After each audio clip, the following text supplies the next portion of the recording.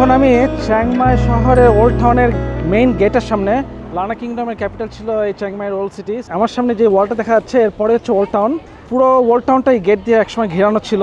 কালের বিবর্তনে এটা এখন ধ্বংস হয়ে গেছে। এখন অল্প কিছু জায়গা এই গেটটা আছে, বাকিটা রুইন হয়ে গেছে। সো এই গেটের নাম আমি একটু দেখাই দিচ্ছি গেটের নামটা কি।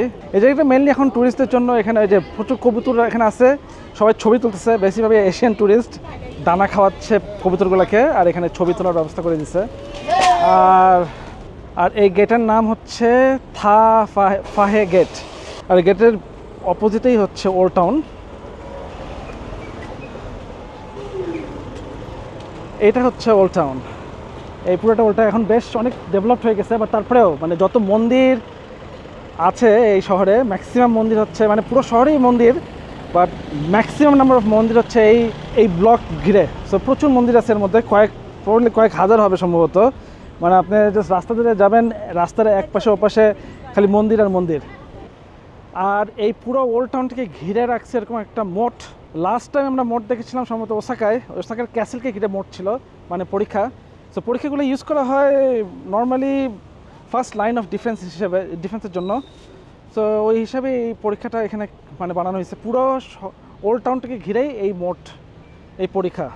So it's pretty nice. I mean খুব পরিষ্কার বলবো না জায়গাটা, কনসিডারিং থাইল্যান্ডের অন্যান্য জায়গায় অনেক পরিষ্কার, জায়গাটা কেন অত পরিষ্কার না। তো যেটা বললাম, চিয়াংমাইয়ের শহরের মেইন অ্যাট্রাকশন হচ্ছে মন্দির। প্রচুর মন্দির আছে। থাইল্যান্ডের যে মেইন মন্দির সেটা এই শহরে, এখান থেকে প্রায় 1 ঘন্টার মতো লাগে। তো সম্ভবত ওটা পাহাড়ের উপরে, মানে সিনিক বিউটিটা অনেক সুন্দর। তো আমরা সম্ভবত বিকালবেলা যাবো ওটা দেখতে। আর শহরের মধ্যে প্রচুর মন্দির, সবগুলো একই টাইপের, 1-2টা দেখলেই মোটামুটি হয়ে যায়। আর তেমন কিছু নাই অ্যাকচুয়ালি। সো আমার মনে হয় সোফা চিয়াংমাই শহর is one day is good enough. একদিনের বেশি আসলে এখানে থাকার প্রয়োজন নাই। একদিন থেকে বাকি দিনগুলো এখান থেকে এক্সপ্লোর করা যাবে। চিয়াং রাই হয়ে মানে রোড ট্রিপ, বেসিক্যালি থাইল্যান্ডের রোড ট্রিপ এখান থেকে শুরু করা যেতে পারে, এটাকে বেস ধরে। নর্দার্ন থাইল্যান্ড খুবই সুন্দর সিনিক বিউটির জন্য, বাট শহর হিসেবে চিয়াংমাই ইটস সো মানে খুব, আমি এটাকে খুব একটা আহামরি কিছু বলবো না। মানে হচ্ছে অনেক ভালো শহর আছে এখানে। 5-6 দিন থাকার মতো, 3-4 দিন থাকার মতো কোনো দরকার নেই আসলে। One day is good enough.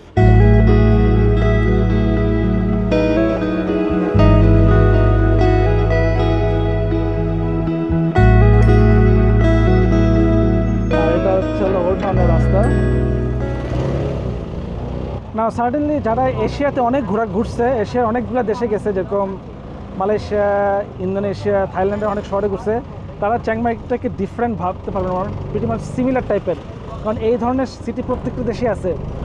মোটামুটি ইন্দোনেশিয়াতে একই রকমের সিটি, মালয়েশিয়াতে একই রকমের সিটি, থাইল্যান্ডে একই ধরনের একই প্যাটার্নের সিটিগুলো, যেহেতু কাছাকাছি দেশগুলো। সো এগুলার প্যাটার্নগুলো pretty much similar. As a city, old town, it's pretty okay. I think it's not that bad.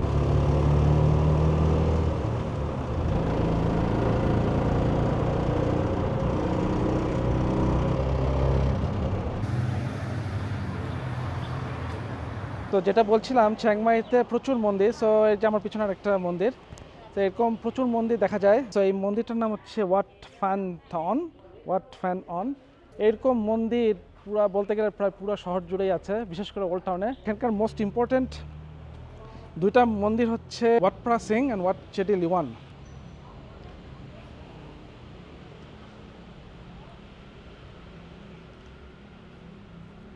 ভিতরে বড় একটা বুদ্ধ মূর্তি, মানুষ ভিতরে প্রে করতেছে। সো আমি আর ভিতরে ঢুকতেছি না, বাট ইটস কোয়াইট নাইস। এখানকার ডেকোরেশনগুলোও নাইস।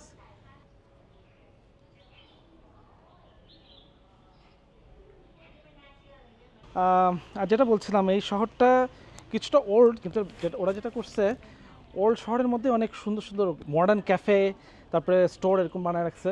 এই শহরটা বেসিক্যালি হেঁটে হেঁটে ঘোরার জন্যই পারফেক্ট। বিশেষ করে যদি ওল্ড টাউনে থাকা হয়, পুরো শহরটা হেঁটে হেঁটে ঘোরা যাবে। খুব বেশিক্ষণ লাগবে না ওল্ড টাউনটা ঘুরতে, হেঁটে হেঁটে মোটামুটি হাফ ডের মধ্যে মোটামুটি উল্লেখযোগ্য জিনিসগুলো দেখা যাবে।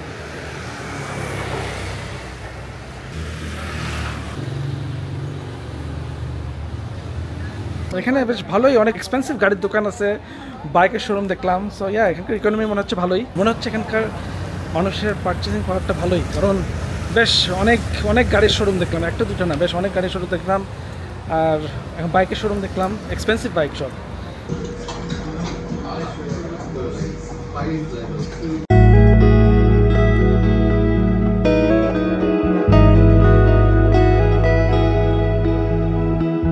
চলে আসছি জঙ্গলের মধ্যে একটা টেম্পলে, জায়গাটার নাম সম্ভবত ওয়াট রাহা।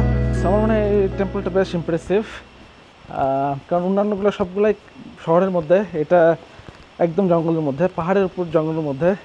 তো দেখতে ভালোই লাগতেছে, আর এরকম কিছুটা দেখতে ইটস নাইস।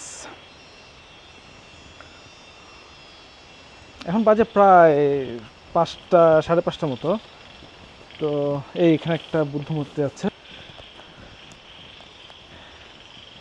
এখানে একটা অনেক ছোট ছোট চেম্বার করা আছে। সে এটা একটা, এখানে একটা সাদা রঙের বুদ্ধ মূর্তি। আমি সাদা রঙের বুদ্ধ মূর্তি আগে কখনো দেখি নাই। এটা সম্ভবত লানা স্টাইলের বুদ্ধ মূর্তি, I am not quite sure. So এরকম বুদ্ধ মূর্তি আগে কখনো দেখিনি সাদা রঙের।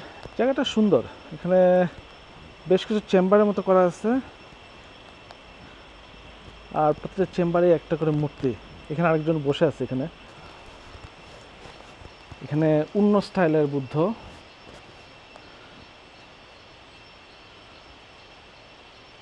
এখানকার স্টাইলটা একটু ডিফারেন্ট, ওইটার চেয়ে পাশটার চেয়ে। মানে একদম সামনে বেশ পুরানো একটা স্তূপা। হ্যাঁ, it looks good. I mean এই জায়গাটা এসে মনে হচ্ছে বালি বালি ভাইব, লিটল বিট ডিফারেন্ট, সুন্দর। এই জায়গাটা magnificent.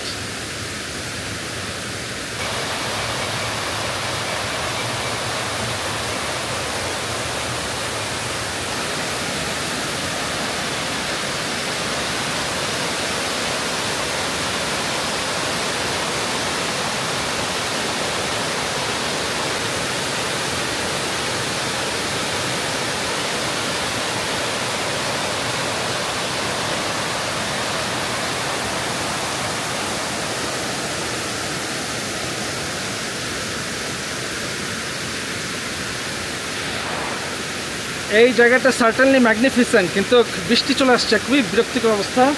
But really it's really nice. আমার মনে হয় চিংমাই শহরে এটা one of the best I think. But yeah, একটু আগে আগে আসা বেটার, আমার আসতে একটু দেরি হয়ে গেছে। আর একটু আগে আসলে মানে ভালো বেটার ভিউ পাওয়া যাবে ডেফিনেটলি।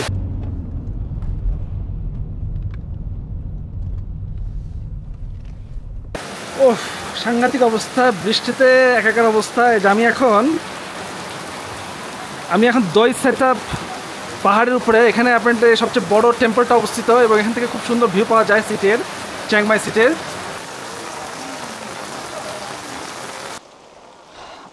এখন প্রচণ্ড বৃষ্টি হচ্ছে, মানে আজকের লাকটা খুবই খারাপ। অ্যাপারেন্টলি রাতের বেলা খুব সুন্দর লাগে এই টেম্পলটা, কারণ এখানে লাইট দেয় ওরা।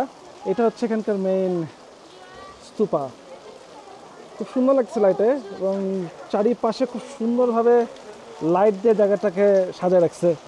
কিন্তু প্রবলেম হচ্ছে এত বৃষ্টি যে আমি ঠিক মতো ভালো মতো ঘুরতে পারতেছি না। একটু দেখাই দিই আপনাকে, এটা সার্টেনলি ভেরি ইমপ্রেসিভ। আমার মনে হয় একটু আগে এসে 3টার দিকে এসে 6টা 7টা পর্যন্ত থাকলে সুন্দর ভিউ পাওয়া যাবে। সামনে হচ্ছে মেইন প্রার্থনা করতেছে, আর চারিপাশে প্রচুর বুদ্ধমূর্তি, ইমপ্রেসিভ। এখানে যে অবস্থা, আমার মনে হয় না আমি আর ভিডিও করতে পারবো এখান থেকে। তো এই ভিডিওটা এখানে শেষ করে দিতে হচ্ছে। খুবই ইনকমপ্লিট একটা ভিডিও হয়ে গেল এটা, বাট কিছু করার নাই, মানে ওয়েদার এত বাজে, এখানে আসলে আর ভিডিও বানানো সম্ভব না। তো আমি ভিডিওটা এখানে শেষ করে দিচ্ছি। যদি আপনাদের এই ভিডিওটা ভালো লেগে থাকে, তাহলে আপনারা জানেন কী করতে হবে, অবশ্যই চ্যানেলটা সাবস্ক্রাইব করে দেবেন। আর খুব শীঘ্রই দেখা হচ্ছে নতুন কোনো ভিডিও নিয়ে, নতুন কোনো ব্লগ নিয়ে। টিল দেন, আসসালামু আলাইকুম, ভালো থাকবেন।